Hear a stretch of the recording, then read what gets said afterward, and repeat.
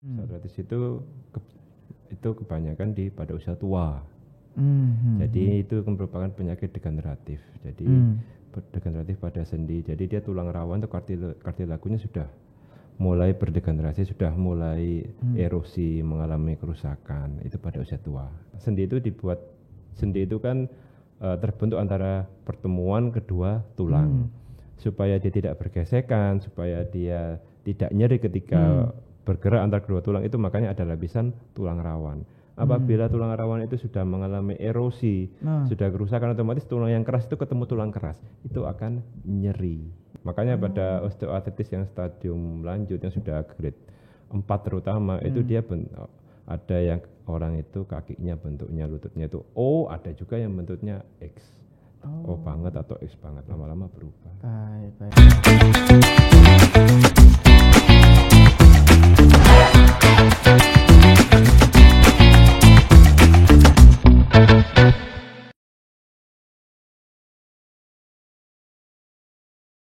Assalamualaikum Tribuners, selamat bergabung kembali di program YouTube Harian Surya dan Tribun Jatim Network bersama saya Samir, dan di sini kita kedatangan tamu spesial dari RS Siti Hajar Sidoarjo, Dr. Reza Rahman Rahmadani, SPOTK Hip and Knee. Selamat sore, Dok. Selamat sore.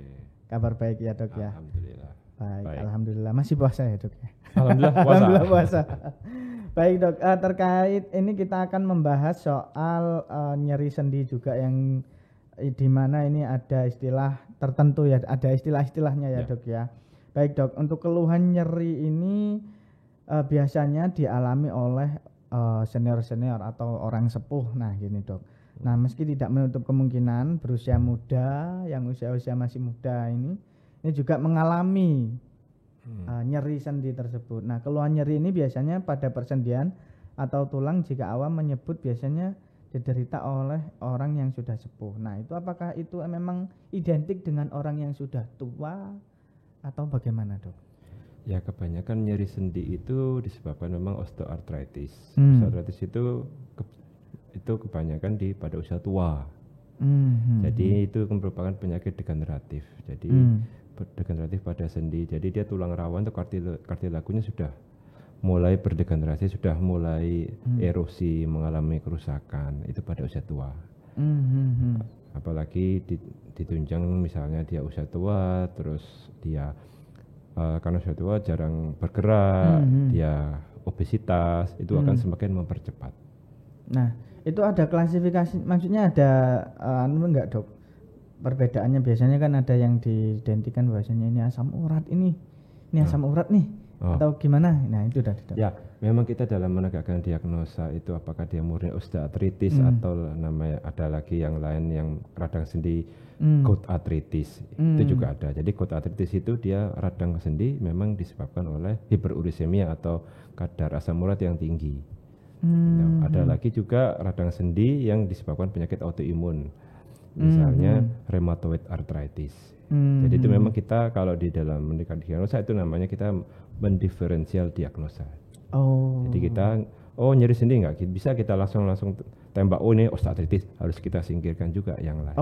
Gitu. Jadi harus ada diagnosanya dulu ya, Dok. Ya. Nah, pemeriksaan. Itu gimana sih, Dok? Maksudnya untuk membedakan nyerinya, maksudnya kalau nyerinya itu kalau digerakkan nyeri itu gimana sih, Dok? Kalau OA itu osteoartritis itu seperti ini.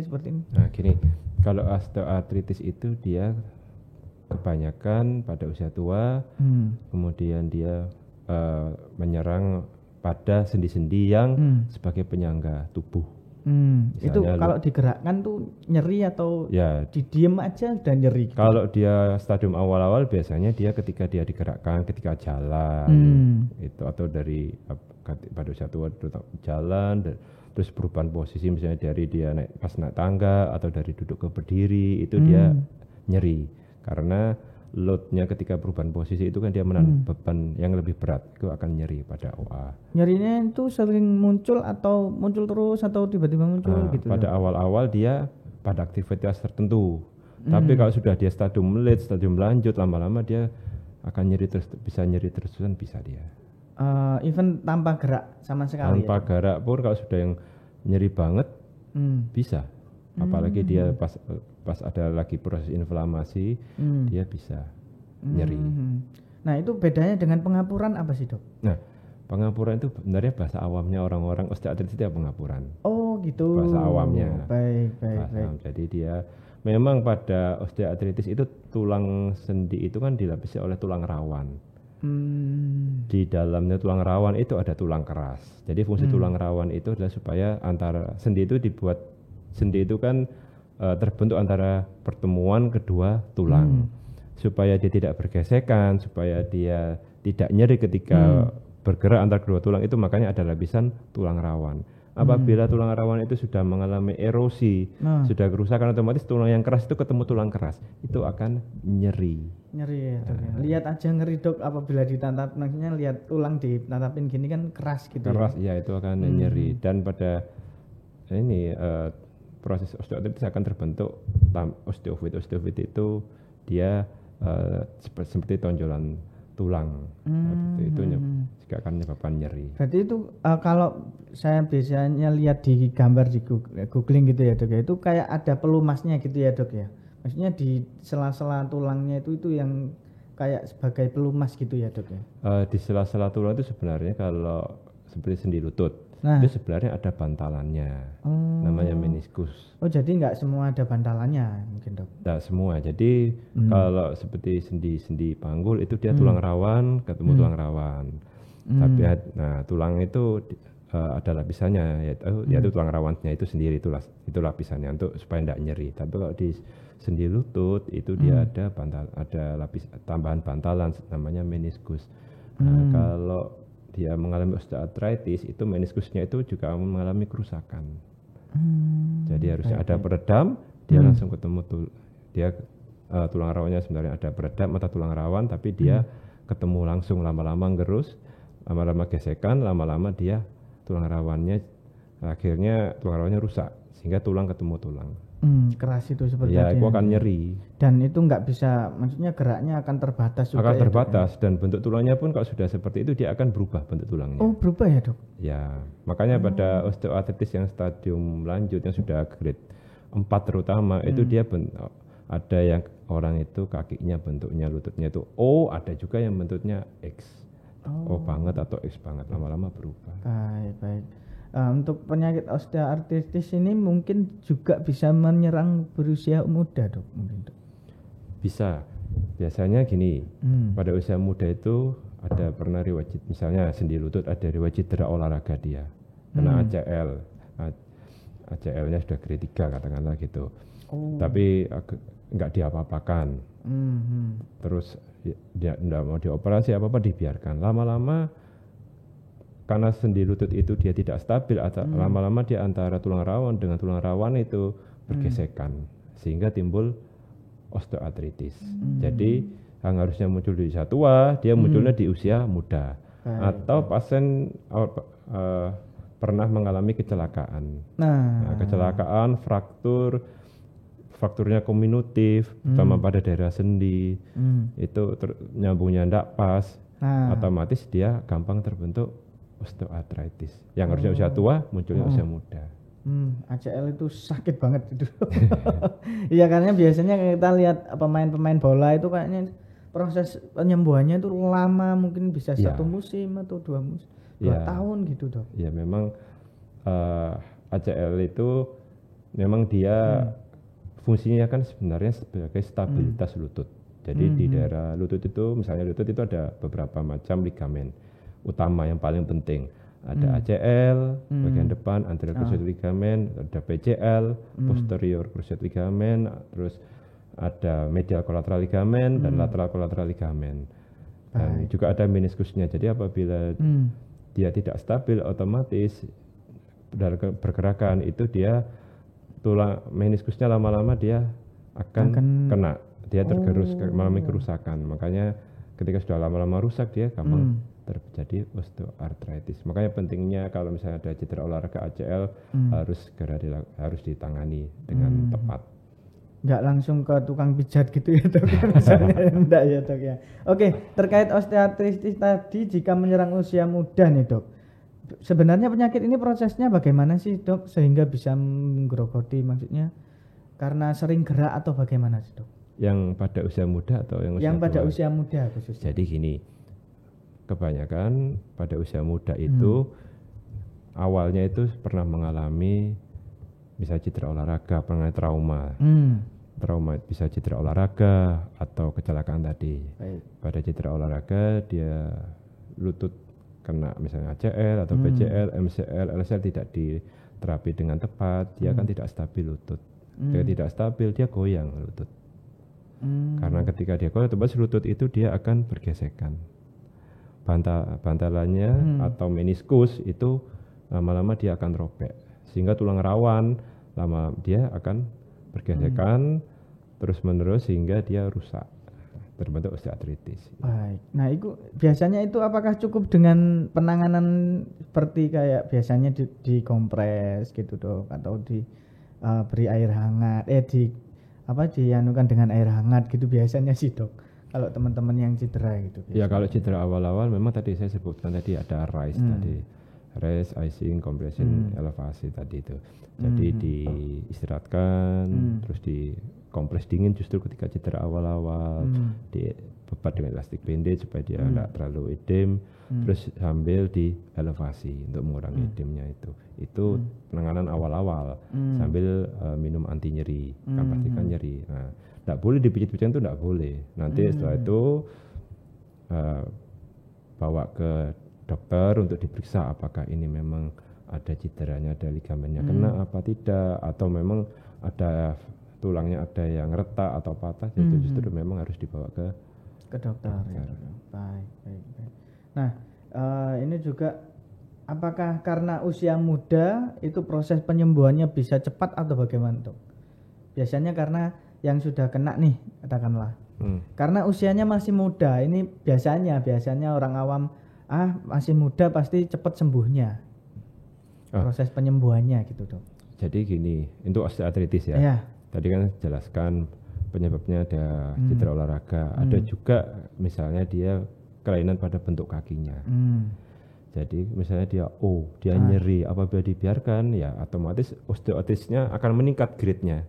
Dari 1 nanti grade 2, nanti grade 3, nanti jadi grade 4 apa dibiarkan. Jadi misalnya seseorang itu mengalami usia muda, bentuknya sudah nyeri ya harus dilakukan tindakan, kakinya dibentuk lebih lurus supaya titik berat pada lutut itu kembali pada posisi yang benar. Jadi untuk mengurangi risiko osteoartritisnya. Jadi nggak peduli meskipun itu muda ya, Dok ya, itu bisa meningkat osteoartritis ini. Ya, dengan faktor-faktor penyebabnya tadi, cedera olahraga, bentuk kaki itu juga. Baik. Nah, terkait ini juga, Dok, bila terjadi nih pada seorang yang berumah tangga, ibunya ini punya riwayat osteoartritis tadi. Nah, apakah bayinya nanti juga ikut menurunkan penyakit itu bagaimana? Apa bagaimana itu? Enggak, itu enggak bisa diprediksi. Tapi yang bisa kita lihat ya tadi, kalau misalnya anak-anak, kita lihat bentuk kakinya seperti apa. Kalau dia bentuk kakinya banget yang patologis yang tidak normal ya harus segera dikoreksi.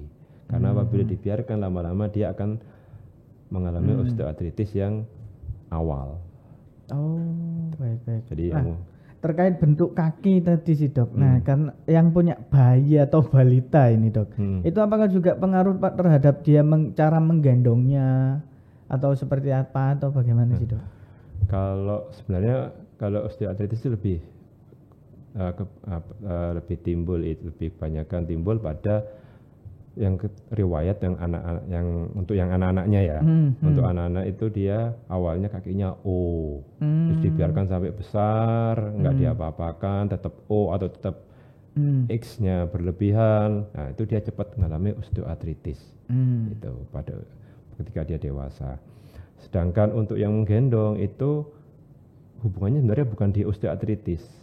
Jadi kebanyakan itu kalau kan ada sebagian yang balita gitu digendongnya masih lurus, nggak dibuka kakinya, justru itu akan gampang menyebabkan dia sendi pinggulnya yang gampang mengalami dislokasi. Jadi dia ada namanya DDH, developmental dysplasia of the hip itu karena kebiasaan orang tuanya waktu kecil, anaknya kecil digendongnya lurus, nggak dibuka. Justru yang dibuka itu kakinya itu justru yang lebih bagus ya. Lebih bagus. Oh, baik. Nah, terkait pencegahan ini, Dok. Pencegahan dari OA inilah. Saya lebih nyebut gampangnya OA aja, Dok. Kayaknya susah. Yeah. Nah, ini apakah ada faktor juga terkait asupan makanan dan minuman yang penting untuk gejala ini berkurang kalau misalnya yang kena nih? Kalau yang belum kena ini apa, Dok, cara pencegahannya supaya tidak terkena OA tadi? Dan jika pada anak juga apa yang harus dilakukan? Ya, kalau pencegahannya jadi gini, kalau pada usia dewasa otomatis sebenarnya makanan tetap makanan yang bergizi. Tapi harus dijaga berat tubuh, berat badan. Apabila orang tersebut punya berat badan berlebih, itu berat itu akan banyak diserap di sendi-sendi yang sebagai penyangga berat tubuh. Jadi dia overload, kelebihan beban pada sendi tersebut. Nah, itu akan gampang menjadi OA. Otomatis harus dijaga. Lebih ke berat badan. Terus aktivitas seperti olahraga tetap harus dilakukan untuk kesehatan baik sendi maupun tulangnya. Jenis olahraganya apa sih, Dok? Kalau olahraga bebas, Mas. Semua olahraga prinsipnya bagus.